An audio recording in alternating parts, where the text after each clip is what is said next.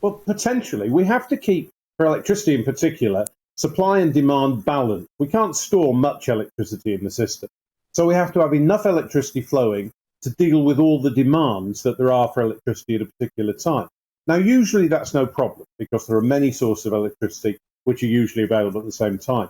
But it's always potentially the case that you could get a number of things going wrong at the same time, which meant the supply ran short. Those things might be a very cold winter, continuing problem with gas supplies because of the crisis in Ukraine and elsewhere, low wind speed. We had a very bad year for wind last year, and that could happen again. The drought means that the Norwegians, who have a lot of hydropower that they sometimes export, are having to put limits on that. Now, it's still unlikely that we're going to face a major crisis this winter, but it's more likely than it's been for a long time. And then you only have two choices. Either you ration energy, you manage the shortage, so you take offline the demand that is least important first, or you let the wires follow their own logic and the power cuts will fall where they will.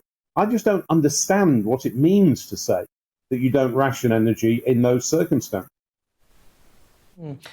So is it actually possible for her to make that statement? It doesn't sound like she can actually make such a statement, because she may have to at some point if there is low energy, or the sources aren't storing energy, or we haven't got the wind, or is that not something that could happen? It is, isn't it? Yeah, I mean, you could just let the power cuts fall where they would without trying to control it. But every year, the national grid, which is responsible for maintaining the electricity supplies, and similar arguments go for gas, of course, but the national grid does some gaming, looks at what the likelihood of problems are, and broadly, the approach is that you protect your emergency services first. So we make sure the electricity continues and power continues to flow into hospitals, to our police, to our education system, and to other essential services.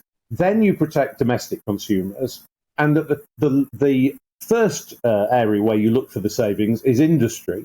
And you issue notices to industry saying, we might cut off your power if this continues, be ready for it. And that's rationing, in my view. Now, if they're going to use a different word for it, fair enough. But you are there protecting those who are the most vulnerable and most need the energy at the expense of those who, for a short period, you would hope it's a short period, can wind down their energy demand. And that's the nature of rationing.